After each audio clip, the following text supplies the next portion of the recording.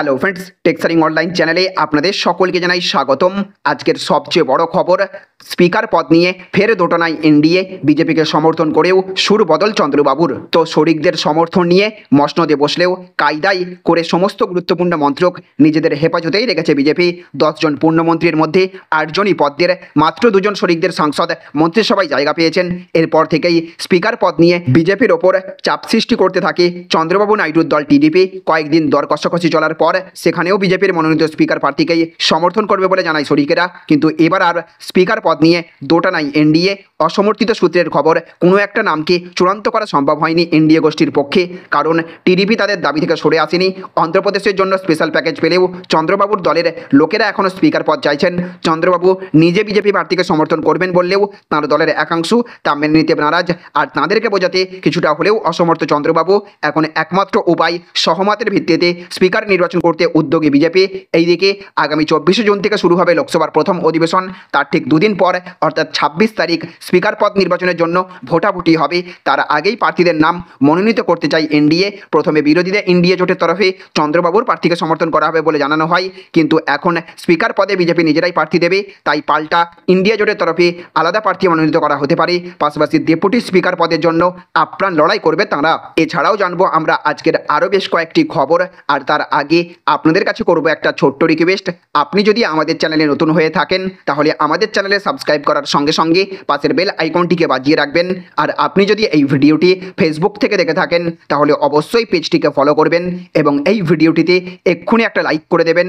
জনস্বার্থে ভিডিওটিকে প্রচুর পরিমাণে শেয়ার করবেন। তো দেখুন আজকের আরও একটি বড় খবর, বাইরের লোক এসে বাংলা দখল করে নিচ্ছে, ফিরহাদ হাকিমকে ধমক ক্ষুব্ধ মুখ্যমন্ত্রীর। তো কলকাতা, হাওড়া, বিধাননগরের রাস্তা, ফুটপাত ক্রমশ অবাঙালিদের দখলে চলে যাচ্ছে। ভিন রাজ্য থেকে লোকজন এসে রাস্তা, ফুটপাতে একের পর এক অস্থায়ী দোকান করে গেড়ে বসছে। তাদের আর সেখান থেকে সরানো যাচ্ছে না। অবাঙালিদের এভাবে রাস্তা, ফুটপাত দখল করে দোকান করার ঘটনা নতুন নয়, অনেকদিন ধরেই এই ব্যাপারে বাঙালিদের ক্ষোভ রয়েছে। বাঙালিদের স্বার্থ রক্ষার জন্য কাজ করে বলে দাবি করা একটি সংগঠন বিভিন্ন জায়গায় বিক্ষোভ দেখিয়েছে। এবার এই ব্যাপারে ক্ষোভ প্রকাশ করলেন স্বয়ং মুখ্যমন্ত্রী মমতা বন্দ্যোপাধ্যায়।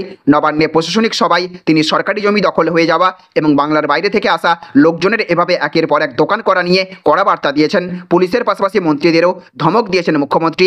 কলকাতার মেয়র তথা রাজ্যের মন্ত্রী ফিরহাদ হাকিম, মন্ত্রী সুজিত বসু, কলকাতার পুলিশ কমিশনার বিনীত গোয়েলকে কড়া বার্তা দিয়েছেন মুখ্যমন্ত্রী। তিনি ফিরহাদকে ধমক দিয়েছেন। মুখ্যমন্ত্রী বলেছেন, যে যা পারছে লোক এনে বসিয়ে দিচ্ছে, বাইরের লোক এসে বাংলা দখল করে দিচ্ছে, বাংলার পরিচিতি নষ্ট হচ্ছে, তোমরাই এর জন্য দায়ী, রাজস্বের ক্ষতি হচ্ছে। একটা লোকের জায়গায় 4-5টা লোক, একটা লোকের 6টা দোকান, এক জায়গায় 4টে হকারকে বসিয়ে দিচ্ছে।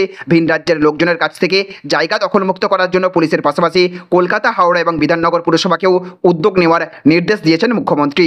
এদিকে আবার আজকের আরও একটি বড় খবর, 3 টিএমসি নেতার সঙ্গে রাত কাটানোর প্রস্তাব, স্বামীর চাকরি বাঁচাতে গিয়ে চরম সিদ্ধান্ত দুর্গাপুরের তরুণীর। তো স্বামীকে কাজে ফেরাতে তৃণমূল নেতাদের সঙ্গে রাত্রিবাসের প্রস্তাব, চাপে গলায় দড়ি দিয়ে আত্মহত্যার চেষ্টা গৃহবধূর। চাঞ্চল্যকর অভিযোগ দুর্গাপুরে। অভিযোগ, স্থানীয় মহিলারা এলাকায় মদের দোকান বন্ধ করায় ওই এলাকারই এক তরুণীর স্বামীকে ঠিকাদারির কাছ থেকে সরিয়ে দেওয়া হয়েছিল, কিন্তু শুরু থেকেই স্বামীকে ফের কাজে ফেরানোর দাবি তুলেছিলেন গৃহবধূ।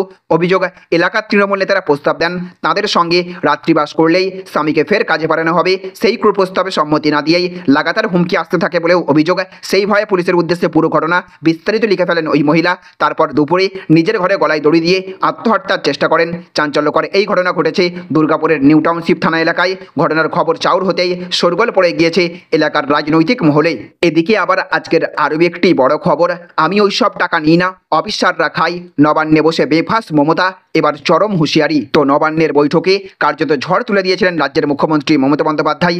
একে একে রাজ্যের মন্ত্রী, সচিব, আমলা থেকে শুরু করে পুলিশ কর্তা সবাইকেই তুলোধনা করেছিলেন মুখ্যমন্ত্রী। এদিনের বৈঠকে আর কাউকেই রেয়াত করেননি তৃণমূল নেত্রী। বিশেষ করে এক শ্রেণীর অফিসারদের উদ্দেশ্যে চরম হুঁশিয়ারি দিয়ে মুখ্যমন্ত্রী বুঝিয়ে দিয়েছেন, বেআইনি জবরদখল থেকে শুরু করে শহরাঞ্চলের বেআইনি কারবার আর বরদাস্ত করবেন না তিনি। এদিন প্রথমেই কলকাতা শহর এবং সংলগ্ন শহরতলিতে বহিরাগতদের বেআইনি জবরদখল নিয়ে কথা বলতে শুরু করেছিলেন মুখ্যমন্ত্রী। তারপর পূর্ত দপ্তরের এক শ্রেণীর অফিসারদের কথা উঠে আসে, তখনই জেলাভিত্তিক এবং বিভাগীয় প্রশাসনিক কাজকর্মের রিপোর্ট দেখেই মেজাজ হারিয়েছেন মুখ্যমন্ত্রী। পাশাপাশি ওয়ার্ড কাউন্সিলরদের কাজের প্রতি অনীহা দেখে ভৎসনা করার পাশাপাশি এদিন মেজাজ হারিয়ে মুখ্যমন্ত্রী বলেছেন, এবার কি আমাকে ঝাঁটা নিয়ে রাস্তায় নামতে হবে। সেই সাথে পূর্ত দপ্তরের অফিসারদের এক শ্রেণীর অফিসারদের প্রসঙ্গ তুলে তিনি বলেছেন, ওদের তো কোনো দায়িত্ব নেই, শুধু টাকা খাওয়া কাজ। নবান্ন সূত্রের খবর, এই দিনে একেবারে রণমূর্তি ধারণ করেছিলেন মুখ্যমন্ত্রী। সকলের সামনেই তিনি স্পষ্ট জানিয়েছেন, আমি ওই সব টাকা নিই না, নিতে চাই না। অফিসাররা টাকা খাবেন, আমি বদনাম নেব কেন? কতবার করে জেলা শাসকদের বলেছি জমি মাফিয়াদের আটকাও, শেষ করা ওদের কারবার, কিন্তু বারবার ডিএমদের বলা সত্ত্বেও তা বন্ধ করতে পারেনি।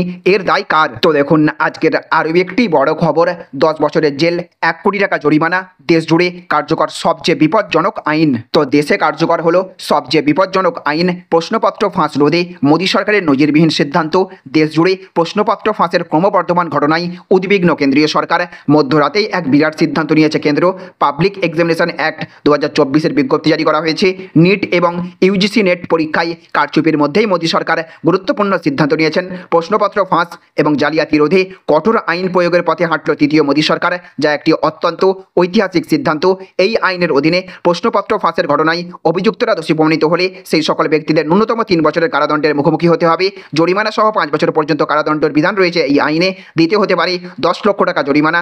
যদি কোনো নিয়ামক সংস্থা জালিয়াতি সম্পর্কে জেনেও কোনো পদক্ষেপ না করে, তবে সেক্ষেত্রে ওই সংস্থার 1 কোটি টাকা জরিমানা হতে পারে।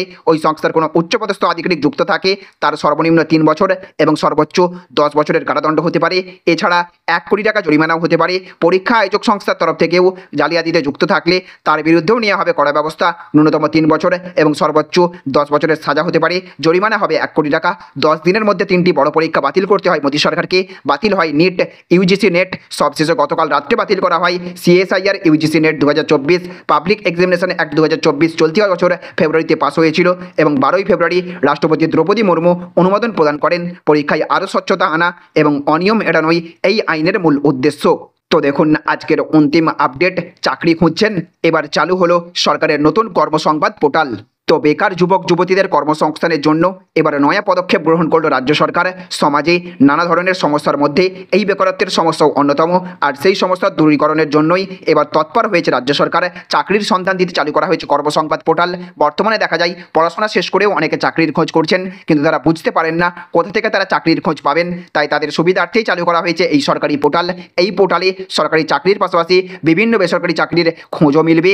এইদিকে কর্মসংবাদ পোর্টাল ব্যবহার করবেন কিভাবে? আপনি প্রথমে আপনাকে কোনো ব্রাউজার ওপেন করে সেখানে গিয়ে সার্চ করতে হবে কর্মসংবাদ পোর্টাল বলে। তারপর সেই পোর্টাল খুলতেই আপনি দেখতে পাবেন পছন্দ মতন চাকরি খুঁজে নেওয়ার অপশান। যে পোস্টে ভ্যাকেন্সি রয়েছে সেই পোস্টে আবেদন করার শেষ তারিখও দেখা যাবে। এছাড়া চাকরির বিষয়ে আরও যাবতীয় তথ্য পেতে চাকরির বিজ্ঞপ্তি ডাউনলোড করার অপশানও আছে। ডাউনলোড করা সেই বিজ্ঞপ্তি থেকে ন্যূনতম যোগ্যতা, বয়স, বেতন সংক্রান্ত ইত্যাদি একাধিক তথ্যও আপনি পেয়ে যাবেন। তাহলে ফ্রেন্ডস বুঝতে পারলেন, এই ছিল আজকের কয়েকটি গুরুত্বপূর্ণ আপডেট। এই ভিডিওটি আপনাদের যদি ভালো লেগে থাকে তাহলে অবশ্যই ভিডিওটিতে একটা লাইক করবেন এবং অবশ্যই ভিডিওটিকে রাজ্যের সমস্ত মানুষের কাছে শেয়ার করে সকলকে জানার সুযোগ করে দেবেন। ভালো থাকবেন, সুস্থ থাকবেন। Thank you friends, thank you for watching.